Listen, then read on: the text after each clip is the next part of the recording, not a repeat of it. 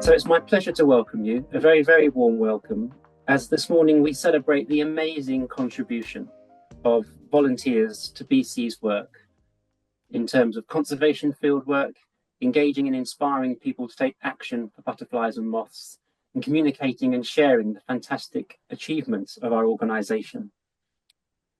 We are joined this morning by Julie Williams, our Chief Executive, by Jim Asher, a Vice President of Butterfly Conservation, and by John Bennett and representatives of the Marsh Charitable Trust. And a very warm welcome to you. And you may be aware that the Trust has supported these awards for the last 25 years. We are hugely grateful for that long-standing support, and a very warm welcome to representatives of the Trust this morning. It only remains for me just to do a couple of items of housekeeping before I pass on to Julie, our Chief Executive. If I could ask you please to keep your microphones muted, that's very helpful to allow the clarity of the sound as you can hear the speakers as we move through the agenda. And should we have any technical issues, we're hoping we will not, but sometimes Zoom doesn't behave itself. If you drop out, please do try to dial back in again. If any member of staff involved in presentations this morning drops out, we will try and carry on and fill in and make sure we can continue with our celebrations. So please bear with us should we encounter any technical difficulties.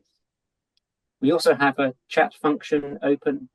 If you have any questions as we move through the agenda this morning, please feel free to put them into the chat, and the BC team on hand will try and respond as best as they can. With that said, it's my pleasure to hand over to our Chief Executive, Julie Williams. Thanks ever so much, Steve, and a huge welcome from me this morning to all of you. When I was thinking about what I wanted to say today, I kept coming back to what volunteering actually means to me personally. Many moons ago, when I first started at BC, one of the things that drew me to the organisation was that volunteers played such a big part of what the organisation did. They were at the very heart of it. All across the UK, there was this incredible army of people representing BC, carrying out vital conservation work on the ground and championing why butterflies and moths are so important to everybody that they engaged with at numerous events and field trips. At that time, I looked on as an outsider, in awe at what inspired these volunteers to care so much that they gave so much of their time for free, and what an enormous impact they all made, both individually and collectively. Once I started work at BC and I got underneath the bonnet, I actually then started to see firsthand the difference these volunteers made. Well, wow, I really can say I was blown away with their passion, the knowledge, the amount they cared about butterflies and moths. Over the years, working with BC volunteers has been a really true privilege for me. From the Hampshire branch volunteers who would come every month back in the 2000s to head office in Dorset to make up membership packs and tear raffle tickets from books. Let me tell you, it was not the most glamorous of jobs. It wasn't outside looking for butterflies and moths, but nonetheless, it was a vital role BC needed to help increase our membership numbers and our income. I remember fondly those days of a collaborative spirit. Of course, there was biscuits and cake, but there was actually volunteers and staff working together for a shared goal. I remember fondly recorders meetings I've attended where I have been so inspired by the dedication that these recorders have week in, week out, and the importance of the data that they collect to help us understand the long-term butterfly and moth declines. And I will never forget a Scottish volunteer gathering where I was shown how to spot leaf miner moths. Let me tell you, it was a real career moment. And the delight of a group of branch volunteers in England who had given up their day to show me round a local woods where I saw mating wood whites for the very first time. I don't know who was more excited, me or them, because they'd actually been able to find a pair for me to see. I remember events like the Chelsea Flower Show when BC used to have a stand and being blown away by the knowledge the volunteers on the stand had.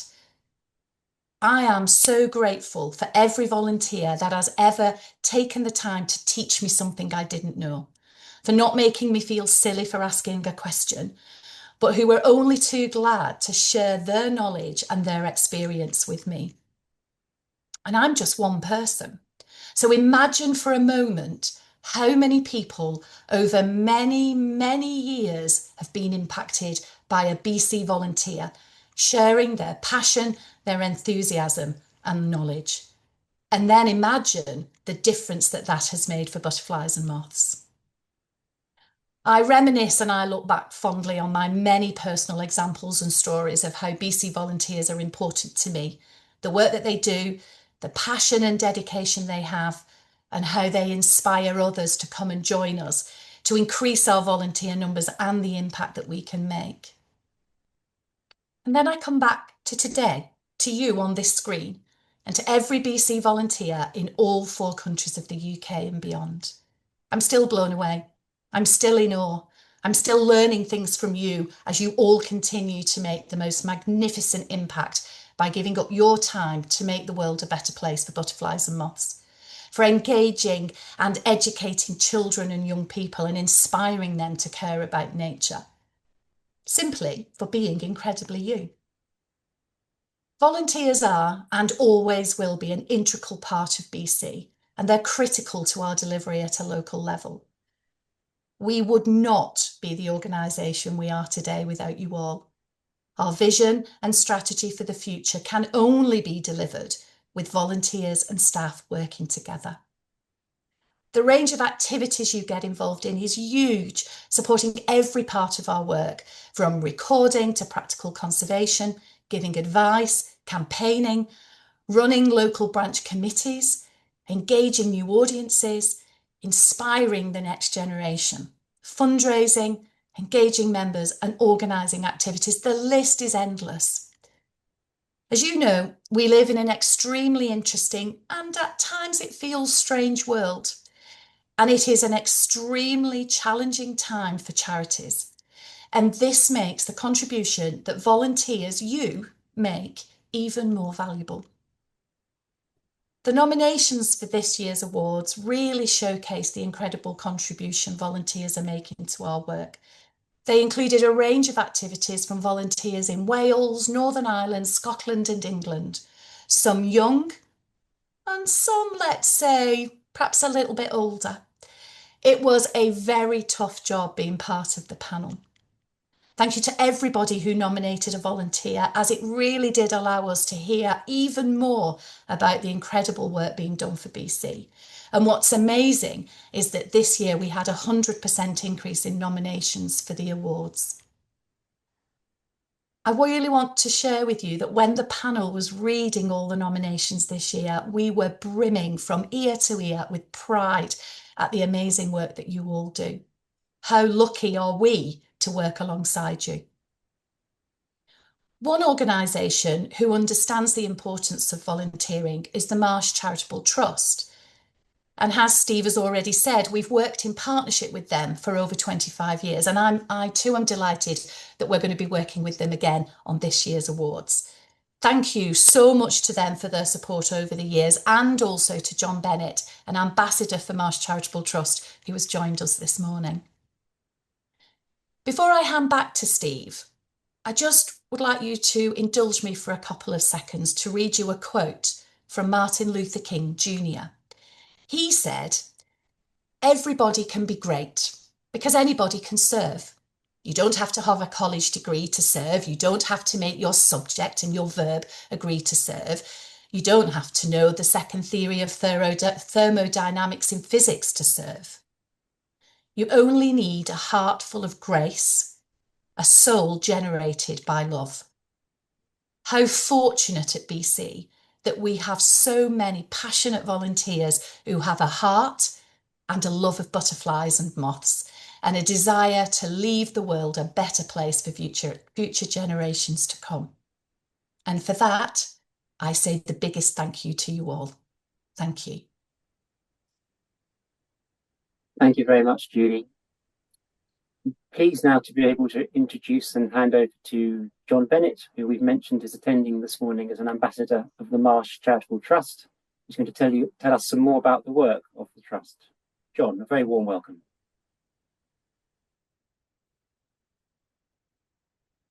Oh, John, John, you're on mute, I'm afraid. I'm always on mute.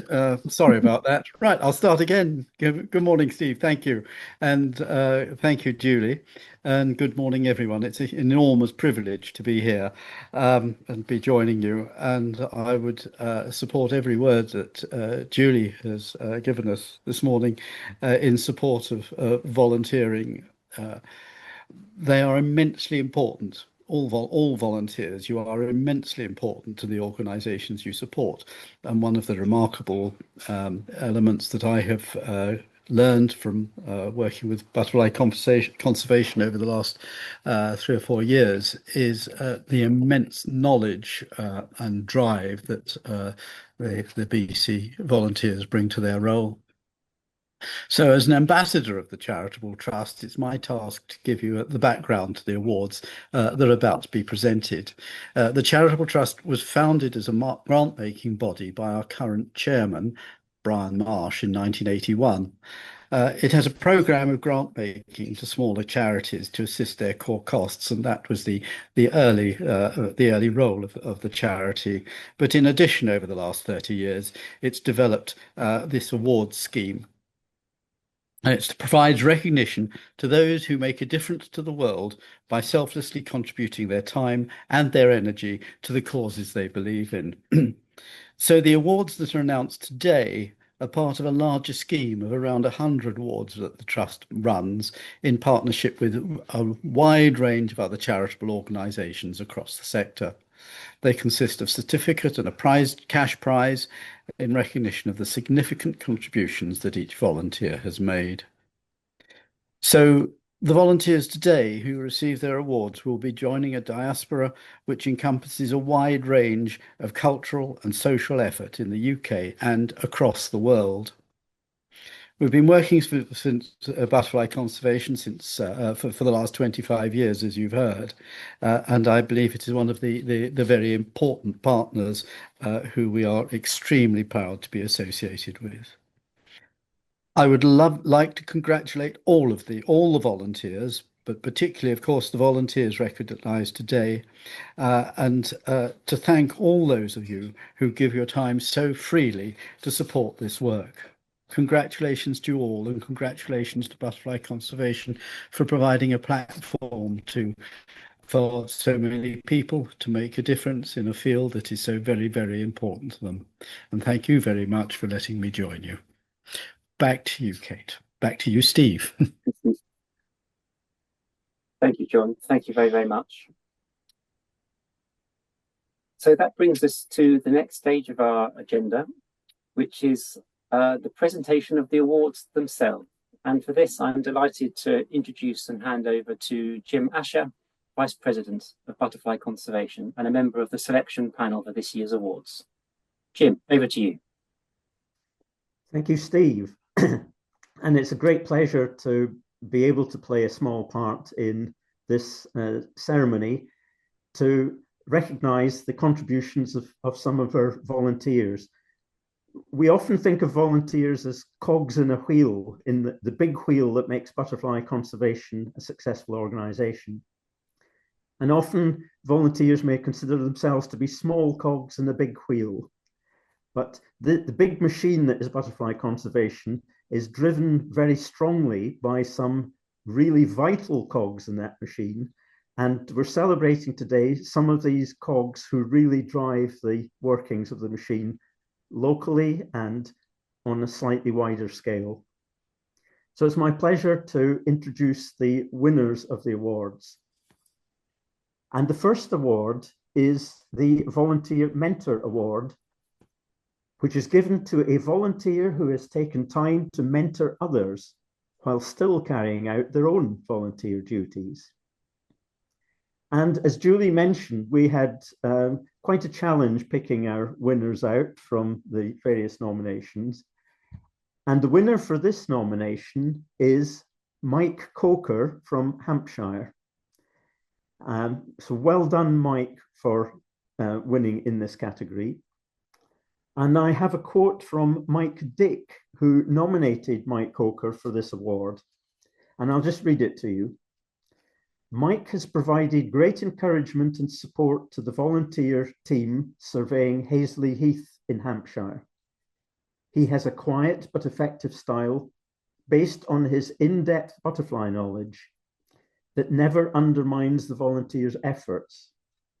Mike links the conservation work the volunteers do to the benefit it provides to growth of butterfly numbers and species. He also volunteers for other organizations and local authorities, providing meaningful and practical linkage between environmental strategies and real life on the ground conservation practice. So well done, Mike, for this well-deserved winning of the award.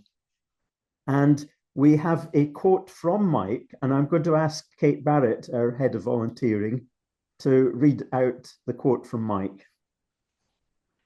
Thanks, Jim, and well done, Mike. Mike says, "Thank you very much for this award. I am grateful to the team of butterfly surveyors that work across the 7 transects that I have responsibility for, the RSPB, who are the landowner for most of these transects, and the support and encouragement of 3 different butterfly conservation regions." Thank you, Kate. And well done again, Mike. Now, we have 3 other volunteers who are highly commended in this category. And these 3 volunteers are Paul Taylor from South Wales, Val Standen from the Northeast, and Fred Giles from Somerset and Bristol. So well done to these 3 for their valiant efforts as volunteers.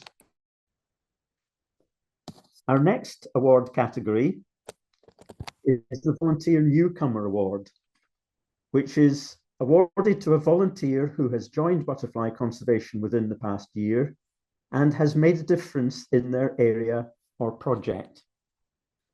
And the winner of this award category is Jerry Tissier from Big City Butterflies. Jerry was nominated by Emma Bickford, and I have her nomination here.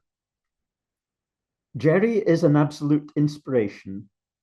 Since joining us as a volunteer this year, he has not only taken on 5 butterfly transects in his area by himself, but carries out a wealth of invaluable community engagement work, including primary school eco clubs and moth trapping.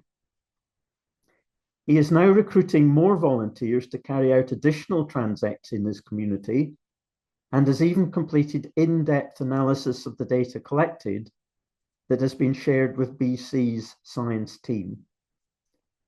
He is an incredible ambassador for urban butterflies, championing science-led best practice alongside sharing his infectious enthusiasm within the community. Well done, Jerry. Well-deserved award. And we have a quote from Jerry himself, which again, I'm going to ask Kate to read out. Thanks, Jim. Congratulations to Jerry. Jerry shares, "As a child, I spent hours chasing butterflies with a net and watching them feed on flowers in our garden. Sadly, today's children won't carry such butterfly-filled memories of summer through their lives.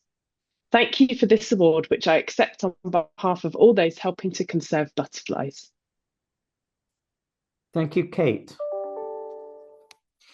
We have also 2 volunteers highly commended in this category, and these are Neil Rogers, the High Brown Fritillary Project, and Carol Adams, working with Species on the Edge, a brighter future for herb-rich pastures. Well done to both of you, Neil and Carol, for your highly commended status for this award. The next award category is the Volunteer Impact Award, given to a volunteer or group of volunteers whose time has made a substantial impact on a local species or landscape. And it's my pleasure to announce the winner of this award is Nick Bowles from Upper Thames branch. Very well done, Nick, for this award. And I have a quote from Patricia Clissold, who nominated Nick for this award. Nick has a huge knowledge of UK butterflies and expertise in conservation. He has led a group of volunteers every weekend, come rain, snow, or in a heat wave, and has made a tremendous difference to the number of volunteers who turn up for work parties by his example. He is always there to explain and teach techniques. He is inclusive of all ages, even primary school children. He is very welcoming and makes the work parties fun, and volunteers always depart knowing a lot more about butterfly species and their requirements to multiply. He should be acknowledged for all his contributions to butterflies and to the community. His organizational ability is exceptional. So well done, Nick, for this well-deserved award. And Nick has some comments, and again, I'm going to ask Kate if she will read these to you. Thanks, Jim. Well done, Nick. Nick shares, I am very touched to have been considered for any award, as I know how tirelessly many of BC's volunteers work. To be placed among that number provides a pleasing sense of recognition in itself. I do the work that I do for BC solely to satisfy myself that I'm doing what I can to save the habitats of butterflies, moths, and many other invertebrates. I would feel too guilty if any species living near me went extinct and I hadn't been out working to save it. When butterfly and moth numbers seem to get slightly worse every season, the only positive response is to do even more to try and help them survive. Thank you for recognising my inability to close my eyes or hope that someone else will solve the problem of dwindling insect populations. For my single-minded determination to be seen as praiseworthy is unusual, and for that reason, all the more gratifying. Thank you, Kate. We also have 3 volunteers highly commended in this category.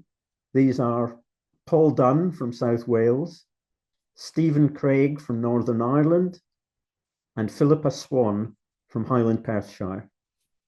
Well done to all 3 of you for being highly commended in this category.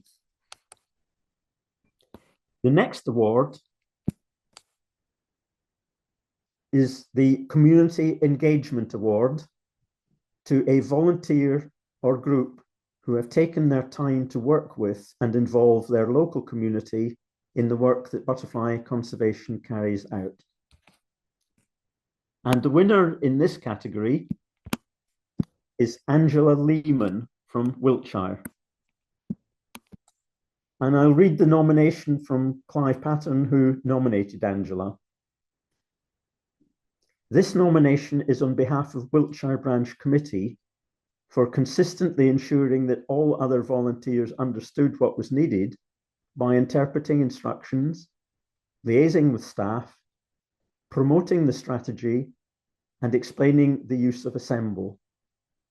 Her work with Dr. Sue Clark on the Grimstead Downs project was outstanding.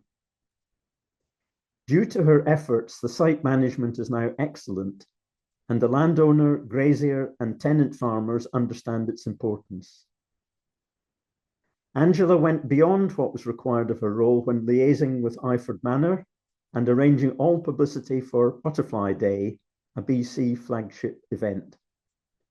She volunteered to be Wiltshire media contact for the Big Butterfly Count, and she arranged and took part in radio interviews and outside broadcasts to reach as wide an audience as possible. So congratulations to Angela Lehman for being the winner in this category. And we have a quote from Angela, which again, I'm going to ask Kate to read out. Thanks, Jim. Well done to Angela. Angela says, "Thank you for my award, which is very much appreciated.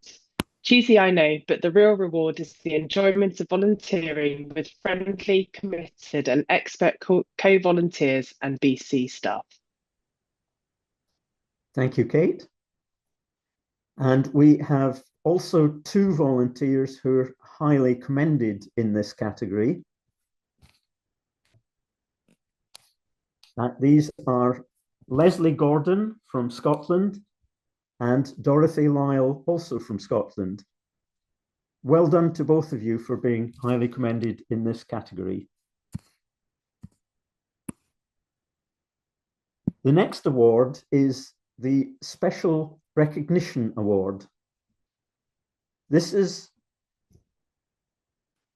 given to a volunteer who deserves special recognition for such things as long service, extraordinary dedication to a specific species or landscape, advancing our understanding of a species, etc.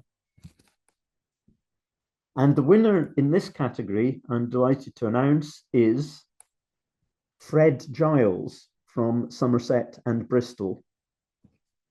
Well done, Fred, for this well-deserved award. And I have the commendation from Julie Gardner, who nominated Fred. Fred is nominated because he has inspired, trained, educated, and enthused so many volunteers on the Avalon marshes and beyond. He has encouraged people to get out and about in our wild spaces, to have fun, and to forge lifelong friendships, and to make people care about our wildlife. His enthusiasm is infectious for everyone he meets, and his outdoor gilet is legendary, containing temperature monitors, toolkits, nets, secateurs, and anything else required in the field. He meets landowners and project leaders and offers help in countless ways. He is a true one-off and very deserving of all our praise at a time when butterflies and moths, as key indicator species, deserve our help and care. His willingness to share this expertise with volunteers encourages them to take up the baton for themselves. Fred's skills and vision are attributes that I personally am very grateful for, and I think he would be a very worthy recipient for an award. So again, well done, Fred. And I'm going to ask Kate to read out a quote from Fred. Thanks, Jim, and well done again to Fred. Fred shares, I'm actually collecting this on behalf of the team. It's not actually one team, but 23 who pull their survey data into one highly detailed local report, as well as submitting the results to the National UK BMS records. This helps managers from various organisations directly compare their own position. Thank you, Kate. We also have 3 nominations for volunteers who are highly commended in this category. These are Audrey Turner from Highlands and Islands, Mark Young from East Scotland, and Alan and Chris Dawson from Norfolk. Well done to all 3 of you for achieving this status with the award.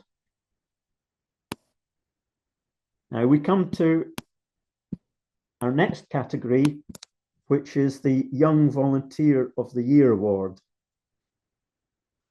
Now, before I read out the winner of this category, I'd just like to note the geographic spread of the people who have received these awards from all around the United Kingdom, which shows the way that all the cogs in our machine are working nationally and across the United Kingdom for the benefit of butterflies.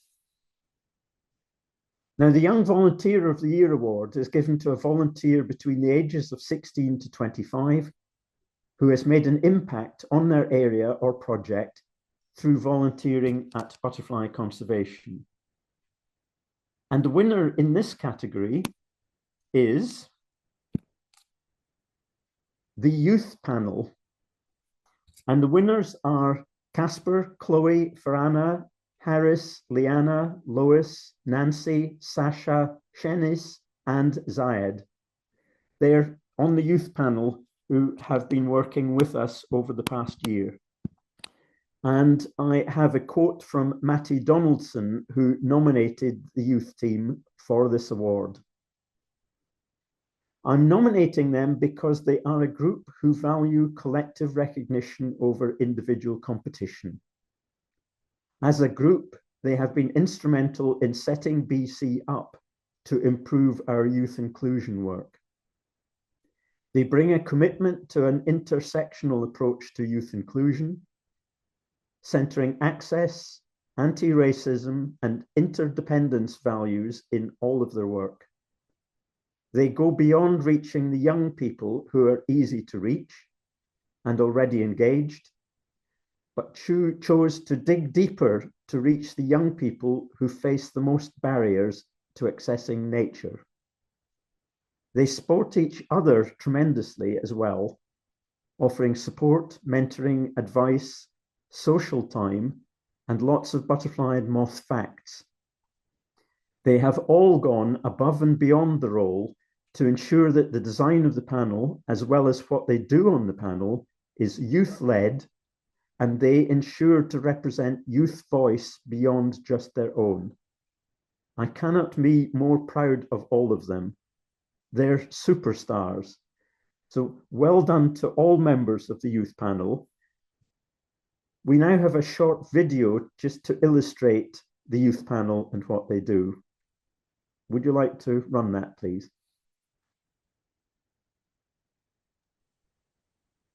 Yeah, can I just check before I start it that you can see my screen, somebody? Jim, can I have a Yes, quick thumbs up or? Yeah. Yeah, brilliant. Okay, lovely. I'll play it now then.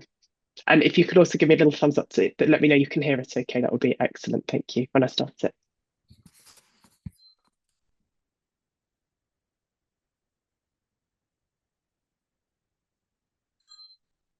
No, you're muted, Kate, I think. Oh, well spotted. Thank you, Laura. Let's try again.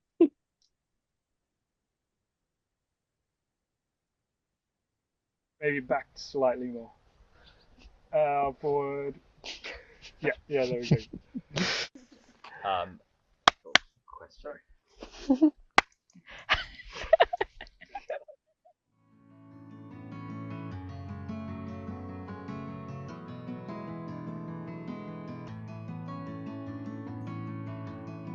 I joined the youth panel to hopefully introduce butterfly conservation to my community back home. And it's been really nice meeting like-minded people who all care so much about butterflies and conservation and the future of our planet. Conserving our butterflies and our nature is really important for the health of our planet. It's just been so cool to actually feel like we're making a difference. It's been probably one of the best things I've done with my life this far. We are a diverse group of people of different ages. I feel like seeing someone else, your ethnicity, getting involved can be a big boost or inspiration. What I think myself and the rest of the youth panel hope is that butterfly conservation take our ideas into account and use that to become a more inclusive charity.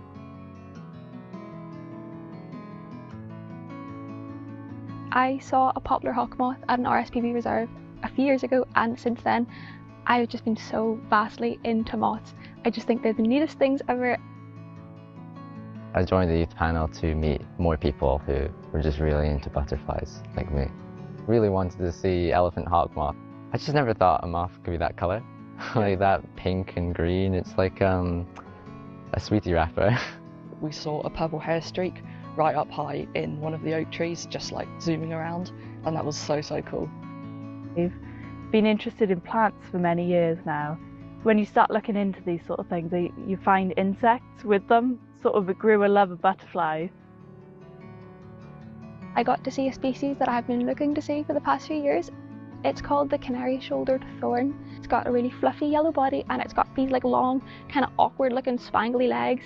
And it is the most charismatic moth you've ever seen in your life. I am absolutely ecstatic. My message for young people in conservation would be, don't be afraid, go out and do everything that you can, even if you're the only one there, and maybe you can inspire other young people. Really think to yourself, what is the reason I want to be involved in nature? And just remind yourself of that. Take some time, maybe even 5 minutes out of their day to go and have a wander through nature and see how it feels. Nature really is for everyone, and we can benefit not only as an individual but as a community. So I think even if you have the slightest bit of interest in nature, you need to go out and you need to find people, and they'll blossom. It might feel like you're the only person in the world that is interested in what you're interested in, but you will find your people. There are other young people out there who do want to make a change and get more young people into conservation.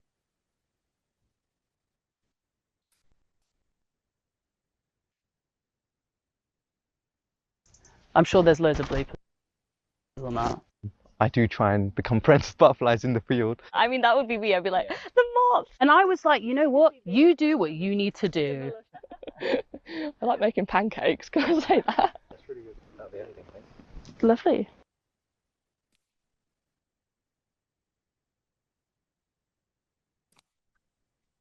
I hope you enjoyed that. Please bear with me while I get back to Zoom. Thank you, Kate, for running that. Now, I know that one of the team, Chloe Mills, has put together a quote on behalf of the youth panel, and she's provided us with a short video to accept the award, which I'm going to ask Kate now to play, please. Hello, I'm Chloe and I'm a member of the Butterfly Conservation Youth Panel. We've had an incredibly busy first year on the panel, with plenty of meetings, writing sessions and filming.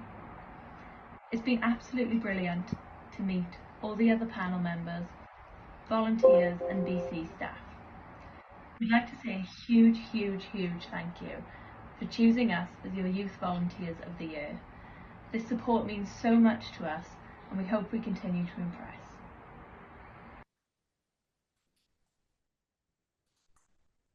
Thank you, Kate, for playing that. And I hope you'll agree that these are worthy winners of this award. So thank you for all you do, and thank you for your offer to continue to work on our behalf. Now we have two other highly commended nominations in this category. And these two nominations are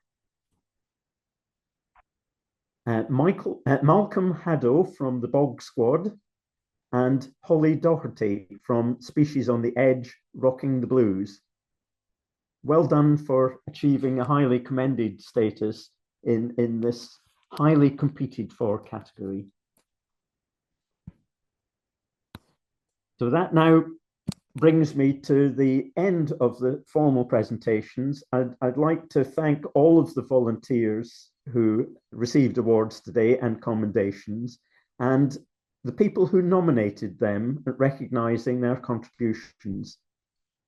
As we've said before, volunteering is such an important part of butterfly conservation that it's great to have an opportunity to celebrate the input of so many great people. Thank you very much.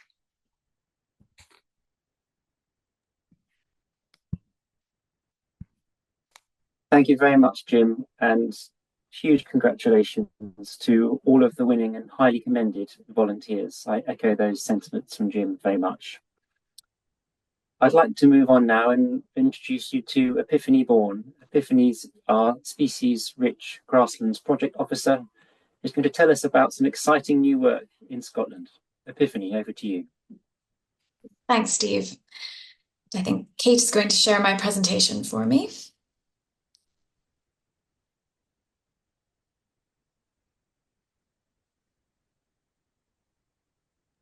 Can you see that okay, Apithanny?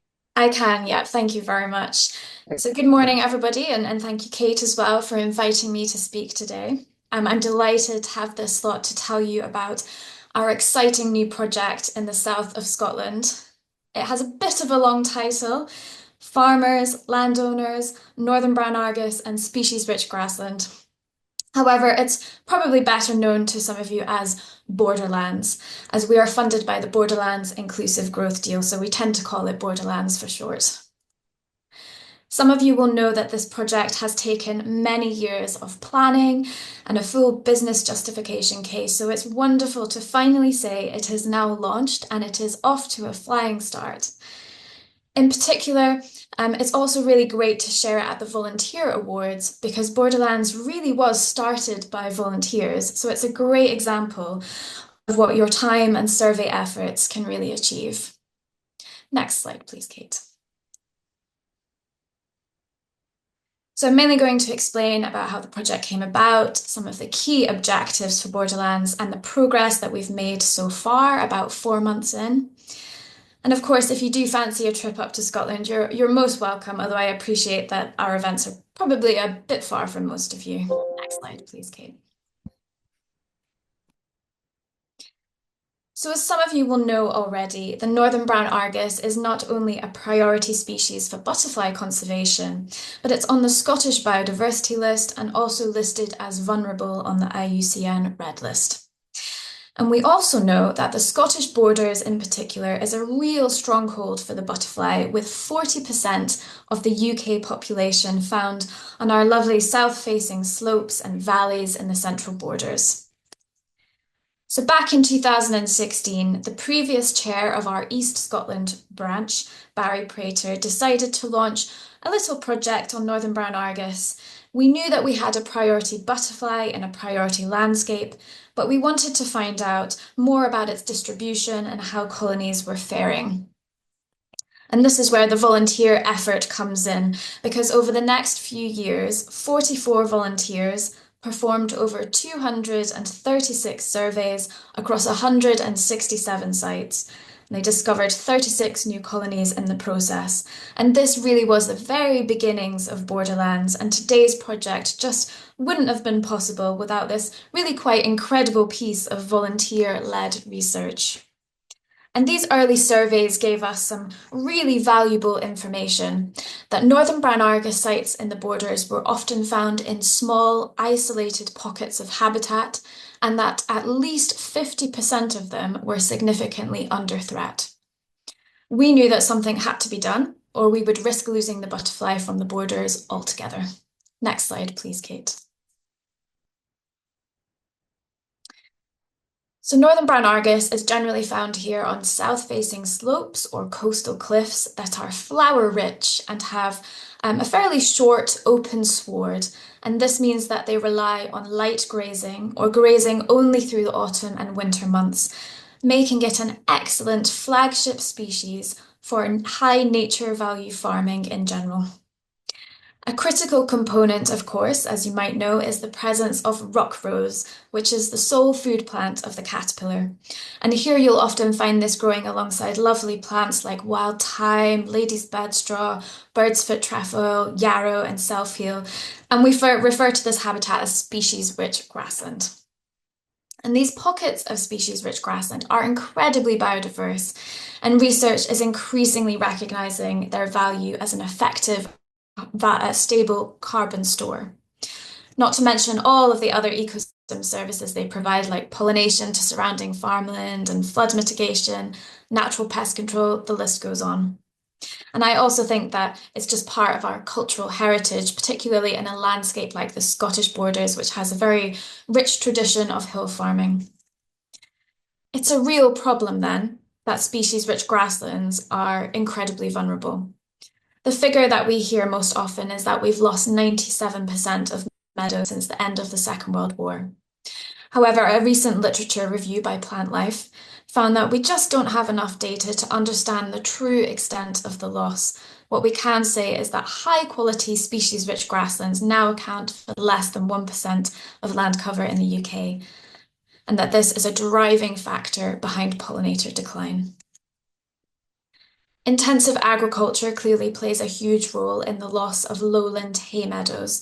But when it comes to northern brown argus here in the Borders, our surveys usually find that these sites are undergrazed and becoming encroached by bracken, gorse, as some of these more traditional forms of hill farming become less economical. And what we're hearing from farmers is that these awkward pockets of grassland just don't fit into intensive agricultural practices, and they're difficult to access with modern machinery, making them unprofitable, and ultimately they get neglected. And sadly, this makes very profitable afforestation schemes an attractive alternative, and we're regularly seeing commercial forestry applications on these sites, often in excess of 400 hectares of non-native conifers. In fact, the Borders has the highest total land area of new forestry applications above any other local authority area in Scotland. I'm currently dealing with a proposal for a 12 square kilometre plantation of Sitka spruce on a site with a very good population of northern brown Argus. So the threat is very real. Our current agri-environment scheme in Scotland has removed species-rich grassland restoration, so there's currently no way at all for farmers to be paid for this work. And it's clear that we need an effective scheme to incentivise farmers to keep hill grazing and to reward them for creating, restoring and maintaining species-rich grasslands. Next slide, please, Kate.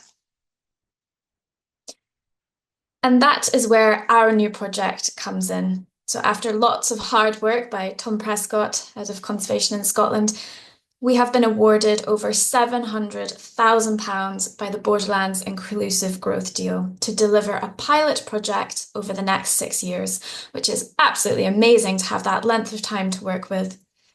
It's set within the wider Natural Capital programme, which is to deliver innovative activity to support the region's natural capital assets. So what are we going to do that is innovative?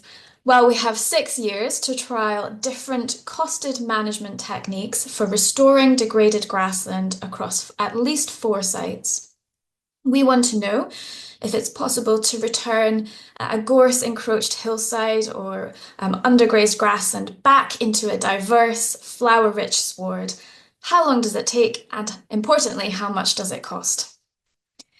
We're going to experiment with different kinds of equipment, including robotic gorse cutters, contractors, mechanical flails, chainsaws, volunteer power, and also cattle wearing no-fence colour technology for a very targeted conservation grazing.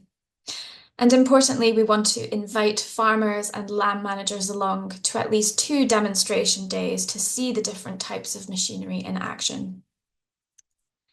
As well as restoring degraded sites, we'll also attempt to establish rock rows at new and existing sites using seed and plug plants.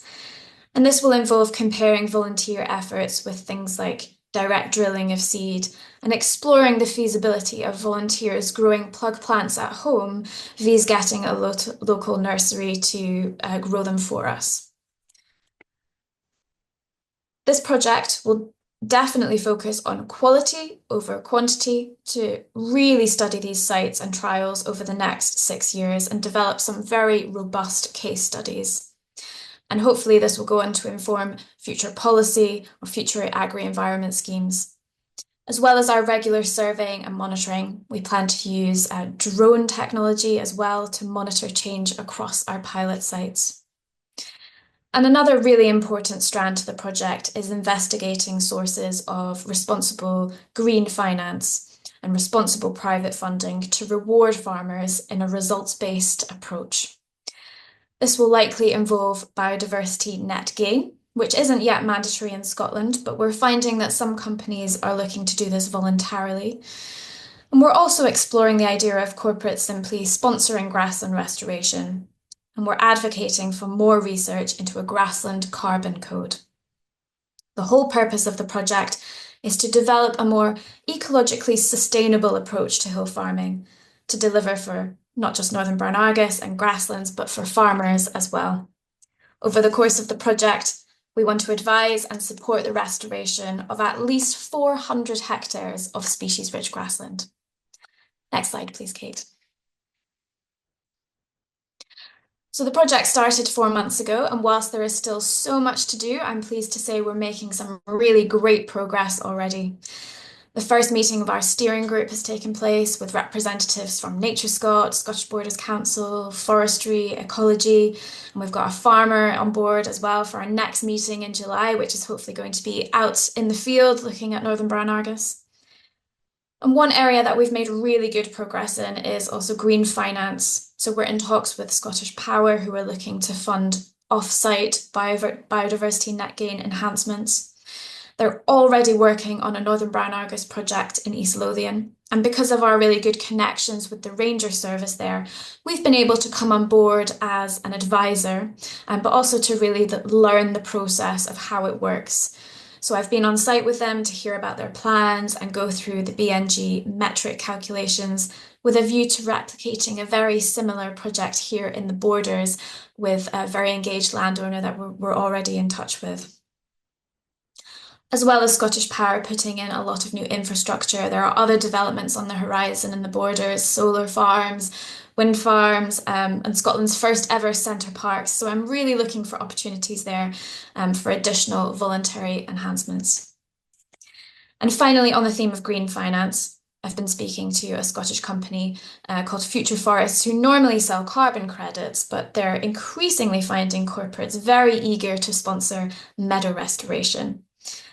So they've started allowing companies to sponsor a square metre of meadow restoration on an annual basis. They're finding this to be a really great growing market and something that we could potentially trial at one of our other sites as well. Moving on, we've made some great key contacts with really big landowners in the Borders, so Buccleuch and Roxburgh estates, and I'm trying to find as many sites as possible. In particular, identifying these clusters of Northern Brown Argus sites where we can trial some of these new management techniques. Over the past few months, we have tried to promote the project as much as possible through many engagement talks and articles, radio interviews. So volunteer recruitment is going really, really well so far. We've got a really great programme of events lined up this summer as well to enthuse and train volunteers for the upcoming survey season. With respect to policy, we've had some promising discussions already around collaborative working with Plant Life, Species on the Edge, Bug Life, Tweed Forum, Scottish Forestry and woodland agents like Scottish Woodlands. In particular, Scottish Forestry are open to taking all of our Northern Brown Argus data and using it as a proxy for species-rich grassland. So these sites would be highlighted during the planning process. Similarly, Tweed Forum, who do a lot of riparian tree planting here in the Borders, are definitely going to work with us to screen all of their new proposals for Northern Brown Argus. Scottish Woodlands are also really interested in how they can better manage woodland rides and clearings for butterflies, so they're very keen to come along to some of our demonstration days and see the different kinds of machinery in action. We've also made contact with our species champion, MSP Ros McCall, who I'm pleased to say is coming out in the field with me in July to coincide with National Meadows Day. Finally, the Borders Landscape Action Plan is in progress. And I've undertaken my BNG metric calculation training in preparation for BNG arriving in Scotland. I've probably missed some things out, but that's a rough summary of the last 4 months. So as you can see, we've kind of hit the ground running and we're off to a great start. Next slide, please, Kate. In addition to the exciting new avenues of green finance and management trials, a huge part of the project will of course involve butterfly conservation's traditional approach of engaging and training volunteers. Making sure that local communities are on board is of course very, very important. We've never had a big project or a staff member like this in the Borders before, so this project is going to create a huge variety of new opportunities across both the Borders and neighbouring Dumfries and Galloway as well. One particular aim was to establish at least one Northern Brown Argus transect this summer, although we've identified 4 already and had willing volunteers come forward to walk those transects, so that's great news.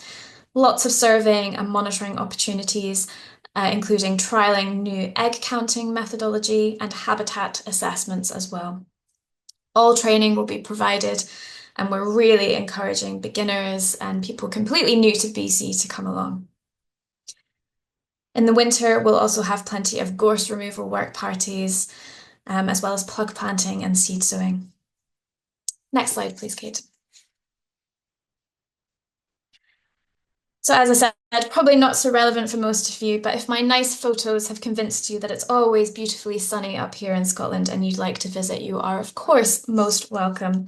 As you can see, we're starting things off with an online training workshop, and I'll be following this up with several in the field training sessions throughout the summer. Next slide, please, Kate.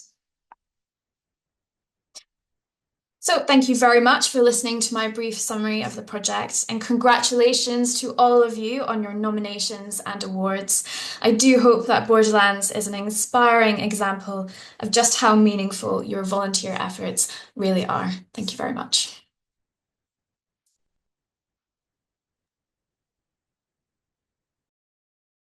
Thank you very much, Apithanny. That was a brilliant summary of, you managed to pack in a lot of information and share it with us really succinctly and clearly. It's a really fantastic new project for BC, so thank you very much. I think, Kate, that brings us to a close for our proceedings for this morning.